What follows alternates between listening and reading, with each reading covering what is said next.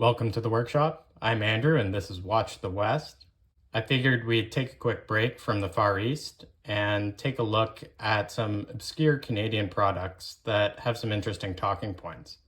Unfortunately, there's not a huge watchmaking scene here in Canada, so I'm also going to include this Grohmann knife from Nova Scotia that's not typically available to the public. Let's start with the watch. If you're not into bushcrafting, this is a Type B Flieger or Aviator from Archer Watches. If you recognize that name, it's because Al is now a very well-known Omega restoration expert on the Omega forums. And this truly is a relic of a bygone age, the beginning of the micro-brand movement. I love seeing these watches from the mid-2000s that are built around this very high-quality ETA 6497 or 6498 movement.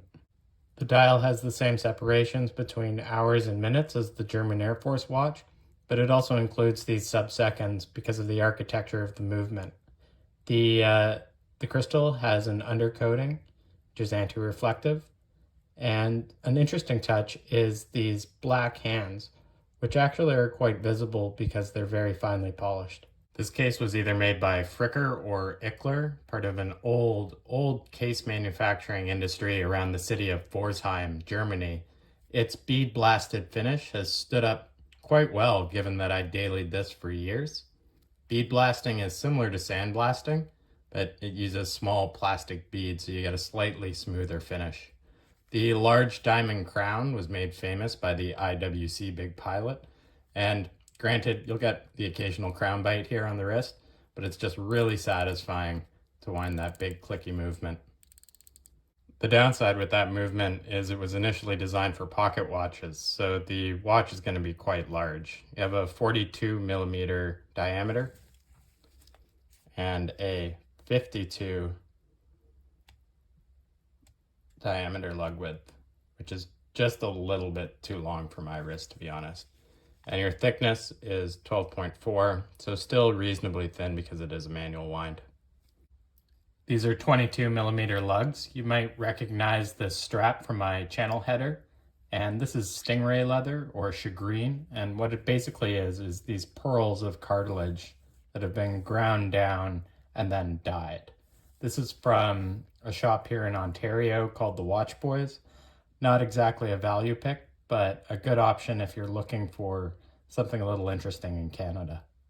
This 6497 or 6498 is one of my all-time favorite movements, and I think everybody should have some form of one in your collection.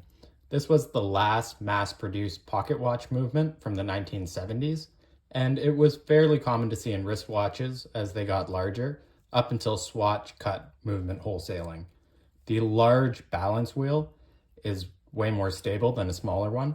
And when you combine that with the really overbuilt architecture, you have a watch like this example that will run like a clock for years. Most watchmakers, both amateur and professional, will start servicing this kind of movement. Here is a Chinese clone of the same movement in a slightly different configuration. The giveaway is this large ratchet barrel and click spring that's mirrored over here. The good news is that these are available in many watches underneath $100. The bad news is that the quality of lubrication and assembly can be a bit hit or miss. Either way, it's a very solid movement to start with. This is a good example of movement finishing, especially for the price point. They both have the classic wave and blued screws, but this would be colloquially called Geneva stripes, whereas this would be called Shanghai stripes. And you can see there's a slight difference in terms of how deeply the lines are inscribed on the top and how sharp the waves are. Now, aesthetics aside, this finish is actually designed to prevent particles from getting past the plates and then working their way into the pivots. I still have not found classier or more practical packaging. I'm sure this was locally made too, and I think micro brands could take note. At the end of the day, I could say blah, blah, blah. It's an aviator's watch. It's supposed to fit large. But honestly, no one's really looking at your wrist. We wear our watches for ourselves. And just having this absolute unit of a movement as your sidekick ticking along is just a pleasure all its own. Knives are a bit out of my wheelhouse, but I wanted to show you this while it was here, and I promise it's going for several years of destructive testing. The story behind Grohmann is it was founded by a Czech immigrant after the Second World War, and in the 1950s he produced what became the iconic Canadian knife, the Canadian belt knife, and a version of that would go on to become the Canadian Forces knife. This is a slightly more modern version that was produced for a conservation group here in Canada. I don't know what you're conserving there. Maybe something for the freezer. Grohmann is especially picky with their factory seconds because the only problems I've found is there's a slight gap between the bolster here and the handle.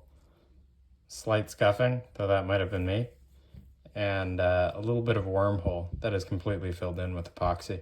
I'm not on the trail all day, but what really stands out to me as tool oriented is this length. 9.5 centimeters, like that is pocket knife length. And then at the same time, we have a full tang construction, heavy metal bolster, and the bar stock here is super thick too. 3.2 millimeters. And what I think is that this is just a nice, easy knife you can carry on the trail all day. And that is just going to be brutal when you're talking about batoning or those hard camp chores. You steel nerds probably don't like the generic stainless stamp there. Grohmann uses 4110 German stainless steel, and that's an equivalent to 440A. The best way to think of it is as the Canadian buck, and like buck, they're very connected to tradition and their heat treatment. These scales are an interesting material. Grohmann calls it extra, and what it basically is a wood micarta. So if you think of micarta as many layers of canvas that are then cemented together with epoxy, what this is wood that's been sliced apart and then glued together in the very same process. So you don't quite have the same grip as micarta, but you do have that, very classic wood sheen. Sorry for the delay. I was out in the real West, meaning Alberta, and I forgot my laptop charger on the way out and got COVID on the way back. So go figure. This video was a bit different, more of a chat than the usual bye, but I will leave links in the description if you want to track something down. Next up, I'm going to look at some seagull in-house movements, and we're going to avoid the usual height pieces because I want to look at some horological history. Until then, this is Watch the West, and thank you for watching.